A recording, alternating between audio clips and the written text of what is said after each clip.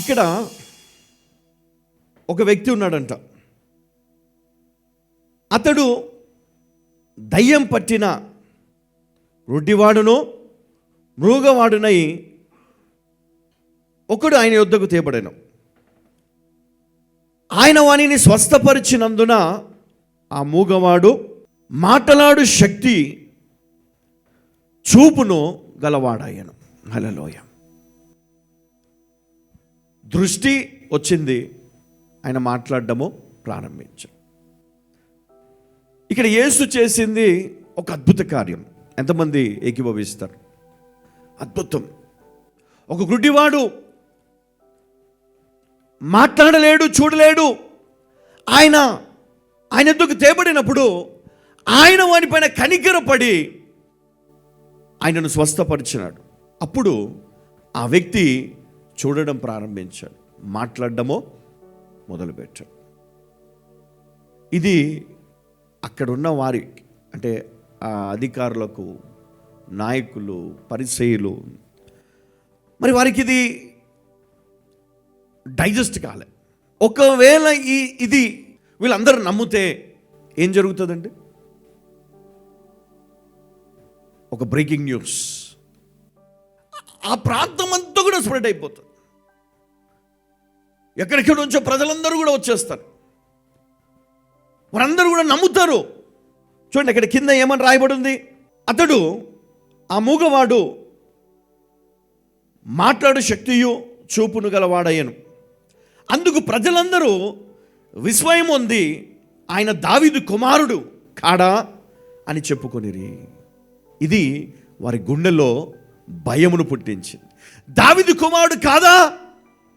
ఈయనే మెస్సయ్య, ఈయనే రాజు, మనకు రాబోయే రాజు, ప్రవక్తలు ప్రవచించినటువంటి ఆ దావీదు కుమారుడు ఈయనే అని కేకలు వేస్తున్నారు. ఇది విన్న పరిసయ్యులకు ఏం చేయాలో అర్థం కాలే. ఏమన్నారు తెలుసా? వీడు దయ్యములకు అధిపతి అయిన ఎవరంట? 24. వీడు దయ్యములకు అధిపతి అయిన బయల్జెబూలు వలననే దయ్యములను వెళ్ళగొట్టుచున్నాడు, కానీ మరి ఒకని వలన కాదనిరి. మరి ఒకని వలన కాదనిరి. ఎవరి వలన?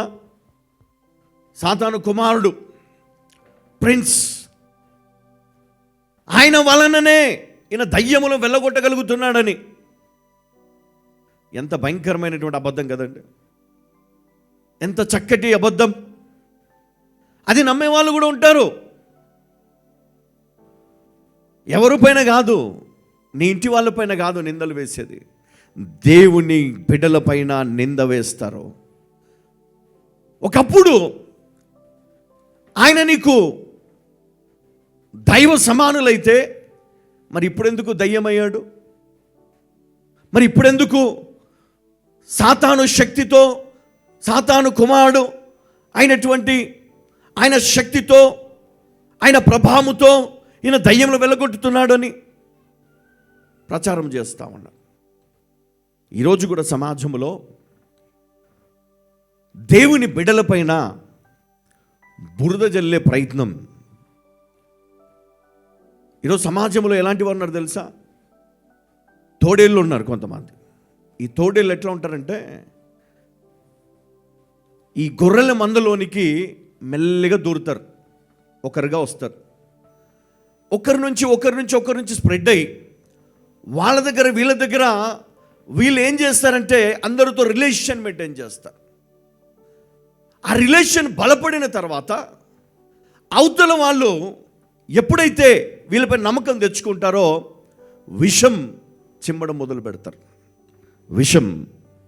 విషం ఎలాంటి విషయం తెలుసా? యేసు క్రీస్తు పైన వీరు నిందలు మోపడం మొదలు పెడతారు అన్నమాట. ఏం పెడతారు? నింద.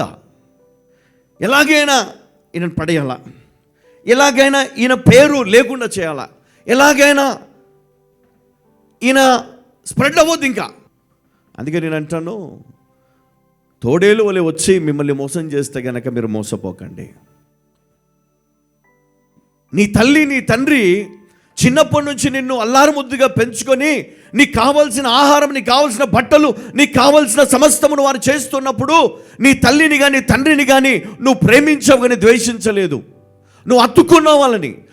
ఒక సమయం వచ్చినప్పుడు ఎవరో వచ్చి నీ తల్లి మోసగత్తే, నీ తల్లి నిన్ను మోసం చేస్తుంది, లేదా నీ తండ్రి నిన్ను మోసం చేస్తున్నాడు, నీ తండ్రి వంచకుడు, నీ తండ్రి దొంగ అంటే ఈ కుమారుడు లేదా కుమార్తె ఆ తల్లిని తండ్రిని వదిలేసి వెళ్ళిపోతారు కదా. చాలామంది కుటుంబాల్లో చూస్తూ ఉన్నాం, విడిచి వెళ్ళిపోతూ ఉంటాం మనం.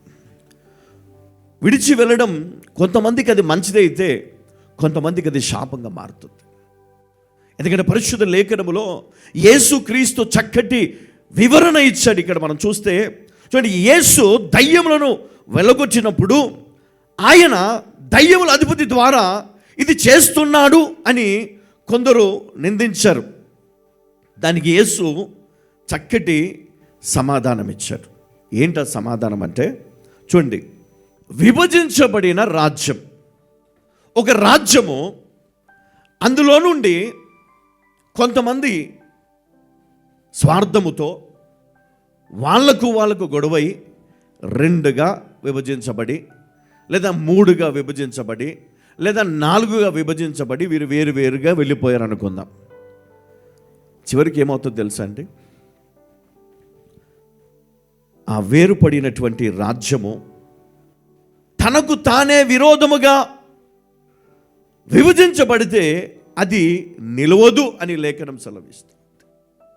ఒక కుటుంబంలో నుండి స్వార్థముతో నిన్ను తప్పించి, లేదా ఒక సంఘములో నుండి, లేదా ఒక సమాజములో నుండి, ఒక మంచి సహవాసములో నుండి నిన్ను వేరు చేయడానికి ఎన్నో శత్రువులు ప్రయత్నం చేస్తారు, ఎన్నో కుట్రలు జరుగుతాయి.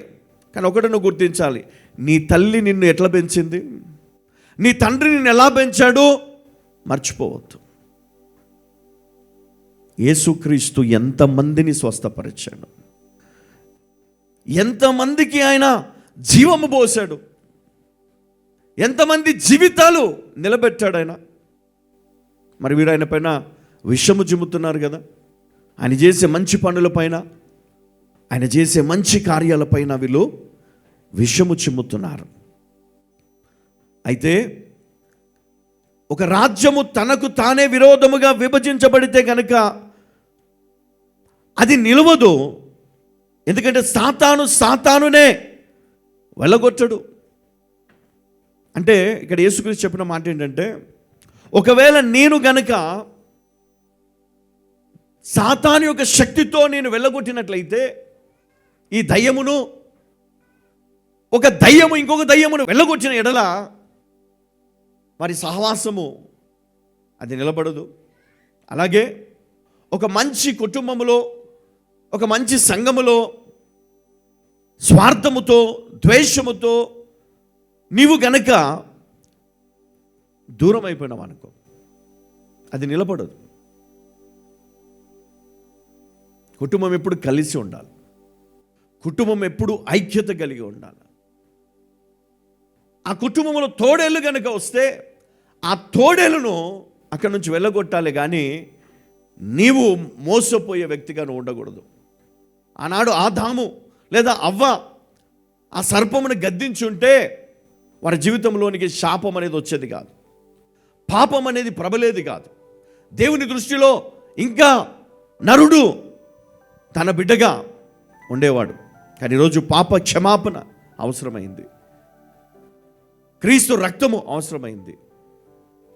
హల్లెలూయా, హల్లెలూయా. అందుకే మీరు చెప్పుడు మాటలు విని మోసపోకండి. మీరు చూడండి, మీ తల్లి జీవితాన్ని చూడండి, నీ తండ్రి జీవితాన్ని చూడండి, వాళ్ళు నీకు చేసింది ఆలోచించండి. అంతేగాని ఎవరో మూడో వ్యక్తి వచ్చి ఏదో మాట్లాడితే, ఏదో చేస్తే నీ తల్లి పైన నీ తండ్రి పైన తీర్పు తీర్చకండి. కానీ అక్కడ అది జరగలే. అక్కడ ఏం జరిగిందంటే, ఆ పరిసయ్యులు ఏదైతే పలుకుతున్నారో దాన్ని బట్టి కొంతమంది వాళ్ళ సైడ్ వెళ్ళిపోయారు, డైవర్ట్ చేయగలిగారు. కానీ దేవుని చిత్తం ఏంటంటే, ఎవరు కూడా ఆ రాజ్యములో నుండి విడిపోవద్దని ఆయన కోరుకున్నాడు. హల్లెలూయా.